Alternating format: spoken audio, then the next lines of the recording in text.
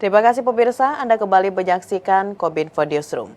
Pemirsa, penurunan kualitas sungai secara langsung berdampak pada kesehatan makhluk hidup dan lingkungan. Karena itu perlunya pemulihan fungsi sungai yang konsisten. Ini tentunya menjadi tugas dan kewajiban dari setiap pemerintah yang ada di Indonesia, tidak terkecuali di Provinsi Sulawesi Tengah. Dan pemirsa, untuk mengetahui sejauh ini seperti apa Sulawesi Tengah dalam mengelola sungai, kita akan bahas bersama. Saat ini kita sudah bersama dengan Bapak Andi Ruli Janggola selaku Kepala Dinas Cipta Karya dan Sumber Daya Air Provinsi Sulawesi Tengah. Assalamualaikum, selamat malam Pak Ruli. Waalaikumsalam warahmatullahi wabarakatuh dan selamat malam Mbak Mona. Terima kasih Baik. sudah. Terima kasih juga Pak Ruli sudah berkenan untuk berdiskusi bersama Kominfo Newsroom kali ini. Pak Ruli, kita membicarakan mengenai bagaimana Sulawesi Tengah mengelola sungai atau sumber daya air pada saat ini. Dan tentunya kalau kita ketahui Pak Andi, ada beberapa masalah dalam pengelolaan sungai seperti deforestasi, daya rusak air, pencemaran, perbandingan debit dan indeks pertanaman. Dan untuk saat ini Pak Andi di Provinsi Sulawesi Tengah sendiri, masalah mana yang sangat menjadi fokus utama kita Pak, dan bagaimana Sulawesi Tengah mencarikan solusi terhadap masalah tersebut Pak Ruli? Baik, terima kasih Bu Mona, Mbak Mona ya. Atas pertanyaannya, dan senang sekali saya bisa diwawancarai dan menginformasikan kepada pemirsa di PRTV. Baik, yang ingin saya sampaikan bahwa di Sulawesi Tengah ini isu yang paling prioritas memang akibat dari kerusakan sungai ini tidak lain adalah deforestasi dan sedimentasi. Karena memang kondisi Sulawesi Tengah dalam upaya peningkatan fiskal terus mengundang investor. Nah, tentunya investasi dari investor ini juga akan berpengaruh terhadap kondisi lahan-lahan kita, sehingga memang isu yang paling krusial itu adalah deforestasi dan sedimentasi. Memang di setengah wilayah berbukit dan ditambah lagi dengan curah hujan, inilah yang mengakibatkan sungai kita hampir seluruhnya bermasalah sehingga berdampak kepada lingkungan masyarakat dan permukiman masyarakat. Seperti itu, Mbak Mona. Baik, itu adalah dua masalah utama dari Provinsi Sulawesi Tengah. Lalu solusi yang dihadirkan oleh pemerintah seperti apa, Pak? Baik, kami berupaya terkait dengan masalah deforestasi ini terus menggandeng berbagai pihak. Selain juga kita minta CSR dari para investor, kami juga menggait para LSM, warga masyarakat untuk bahu-membahu bagaimana bisa menjaga kawasan-kawasan catchment area ini agar supaya sumber daya air kita ini bisa dimanfaatkan sampai dengan anak cucu. Nah, juga otomatis ketika sumber daya air ini bisa dipelihara dengan baik akan berpengaruh kepada peningkatan ekonomi, khususnya petani-petani yang kurang lebih sekitar 85% yang berada di wilayah Sulawesi Tengah, dan mereka tentunya sumber daya air yang terpelihara, maka aktivitas pertanaman bisa terus dilakukan dan juga akan meningkatkan indeks pertanaman. Nah, ini upaya-upaya yang kami lakukan supaya bisa terus menjaga wilayah sungai kita untuk terus menyediakan air. Seperti itu. Baik, upaya yang dilakukan tentunya membutuhkan anggaran, dan pengelolaan sungai ini anggarannya cukup besar Pak Ruli. Dari mana anggaran kita untuk mengelola sungai yang ada di Sulawesi Tengah ini Pak? Baik, kalau berbicara anggaran, ini hampir seluruh wilayah di Indonesia memang memiliki hambatan terkait dengan fiskal. Nah, mungkin provinsi tertentu saja yang fiskalnya agak cukup, tapi punya keterbatasan wilayah sungai. Nah, Sulawesi Tengah ini fiskal yang terbatas, maka strategi yang kami lakukan adalah menggait berbagai pihak. APBD yang kami gunakan, APBD kita ini hanya sebesar 3 triliun, Mbak. Nah, 3 triliun ini untuk mengelola kurang lebih 400 wilayah DAS. Nah, itu sangat-sangat tidak memungkin, sehingga kami menggait dengan berbagai pihak, pelibatan masyarakat, melakukan kampanye dini kepada masyarakat untuk bagaimana memelihara sungai adalah upaya-upaya yang kita lakukan supaya sumber daya air kita itu terus terpelihara, dan APBD juga tidak terlalu dijadikan permasalahan, karena memang kita menerapkan namanya sistem One River, One Plan, dan One Management. Nah, Ya. dari itulah sehingga mengakibatkan kita mendapatkan penilaian positif dari Kementerian PUPR, dan tanggal 3 Desember kemarin kami peringkat ketiga secara nasional. Luar Seperti itu. biasa. Baik. Walaupun anggaran tidak menjadi permasalahan seperti yang Pak Ruli sampaikan tadi, tentunya dalam pengelolaan sungai ini ada hambatan lainnya. Kira-kira apa saja nih Pak? Dan boleh diberitahukan juga biar jadi percontohan juga untuk daerah lain yang ada di Indonesia bagaimana Provinsi Sulawesi Tengah menghandle masalah tersebut Pak Ruli. Ya, ya, terlalu naif kalau kami mengatakan uang tidak jadi masalah. Uang memang menjadi masalah. Ya, tapi kita punya strategi dan inovasi bagaimana supaya dengan keterbatasan fiskal ini kita terus bisa melakukan pelayanan-pelayanan kepada masyarakat. Nah, kami itu membangun sebuah sistem. Ada sistem-sistem, misalnya sistem SIH3, sistem yang bagaimana memonitoring hidrologi kita, hidrometeorologi kita, hidroklimatologi kita, yang tujuannya supaya informasi ini tersebar luaskan lintas kementerian, lintas lembaga dan organisasi masyarakat, sehingga ada dukungan-dukungan yang bisa dilakukan dalam rangka mengatasi hambatan yang kita miliki tadi, keterbatasan dengan fiskal. Nah, selain itu juga kami memang karena keterbatasan fiskal, sarana prasarana ini sangat terbatas, penggunaan alat berat. Nah, ketika banjir ini kan berdampak kepada rumah masyarakat. Nah, kami itu alat-alat berat ini itu sangat terbatas. Namun dengan sosialisasi kampanye publik yang kita lakukan kepada masyarakat untuk jangan tinggal di bantaran sungai, untuk terus menjaga ekosistem di wilayah sungai. Nah, inilah upaya-upaya kita supaya ketika terjadi banjir, ini ada upaya mitigasi yang cepat dilakukan sehingga tidak terdampak bencana dan korban jiwa kepada masyarakat. Dan tentunya juga regulasi.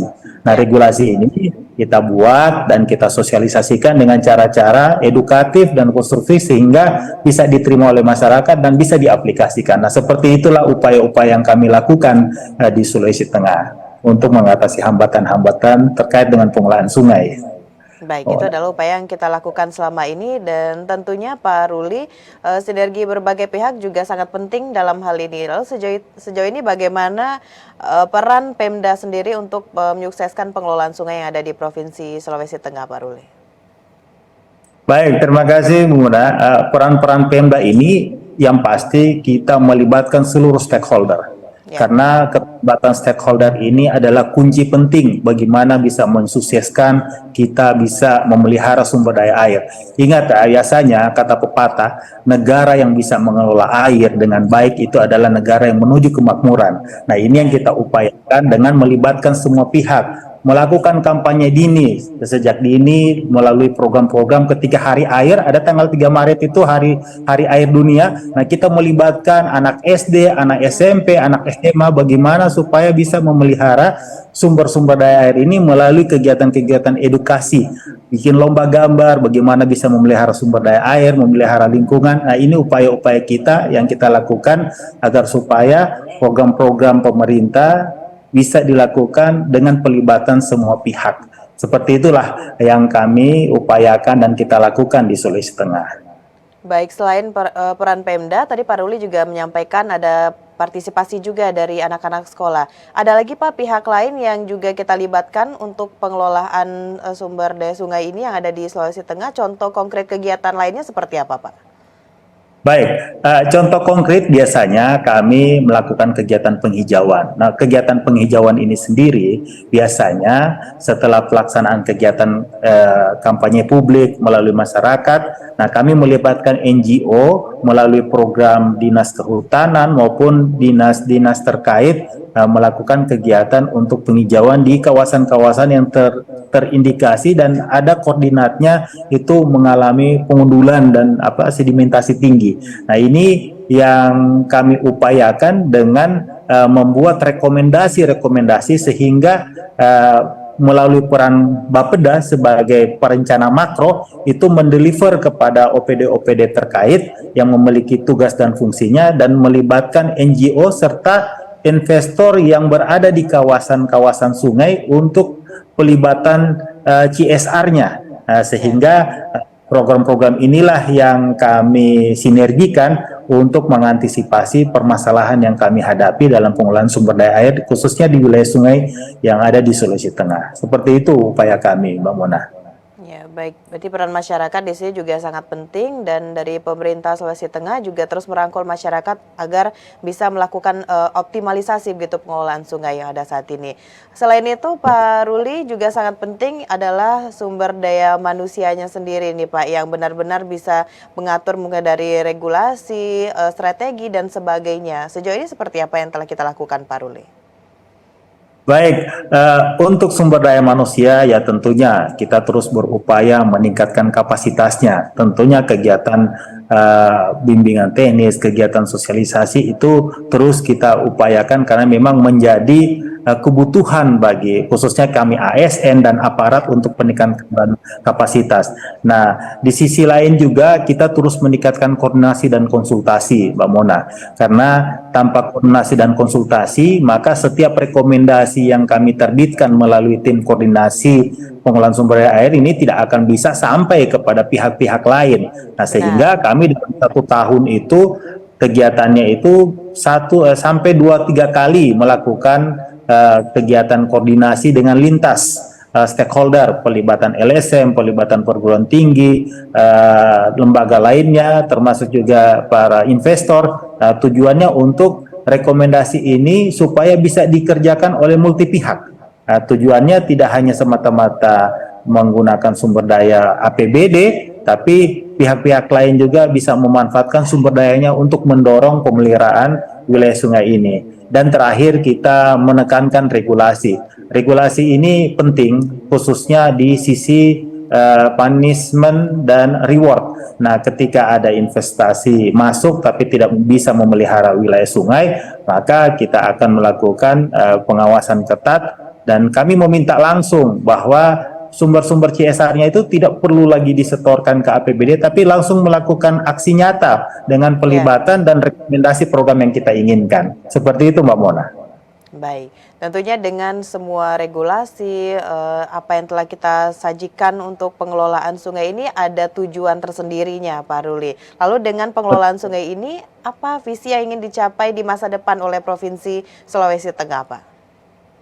Baik, kalau untuk visi Sulawesi Tengah sendiri kan kita ingin bergerak maju agar Sulawesi Tengah itu rakyatnya lebih maju dan lebih sejahtera.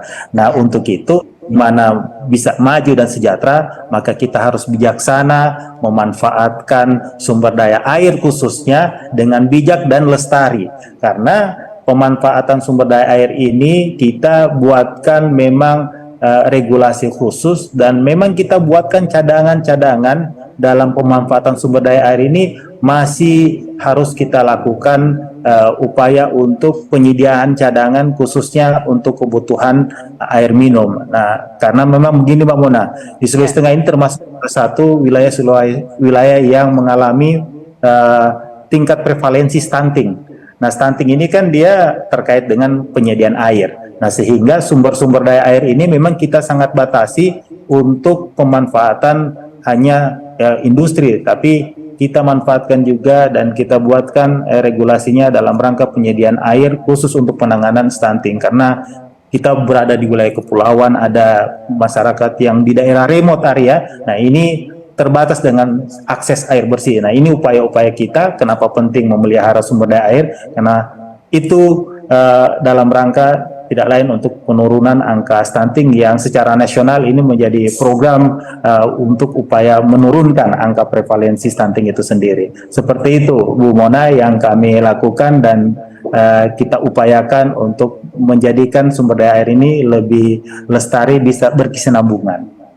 Baik, tujuannya salah satu tujuan dari pengelolaan sumber daya air yang ada di Provinsi Sulawesi Tengah ini berujung pada kesejahteraan masyarakat dan juga kesehatan seperti yang sudah Bapak jelaskan tadi. Baik Pak Ruli, terima kasih telah berdiskusi bersama dan berbagi informasi mengenai kebijakan-kebijakan yang telah dilakukan oleh pengelolaan sungai yang ada di Sulawesi Tengah. Kita harapkan ke depan bisa lebih maksimal lagi dan dapat mendapatkan penghargaan lagi ya Pak Ruli seperti yang telah disampaikan tadi. Amin. Baik. Baik, terima kasih Pak Ruli. Selamat melanjutkan aktivitas. Selamat malam. Sama-sama. Assalamualaikum. Terima kasih. Waalaikumsalam warahmatullahi wabarakatuh dan selamat malam. Baik pemirsa, itulah dialog kita bersama dengan Bapak Andi Ruli Janggola selaku Kepala Dinas Cipta Karya dan Sumber Daya Air Provinsi Sulawesi Tengah. Setelah jeda pariwara kami akan kembali dengan berbagai informasi lainnya. Tetaplah bersama Kominfo Newsroom.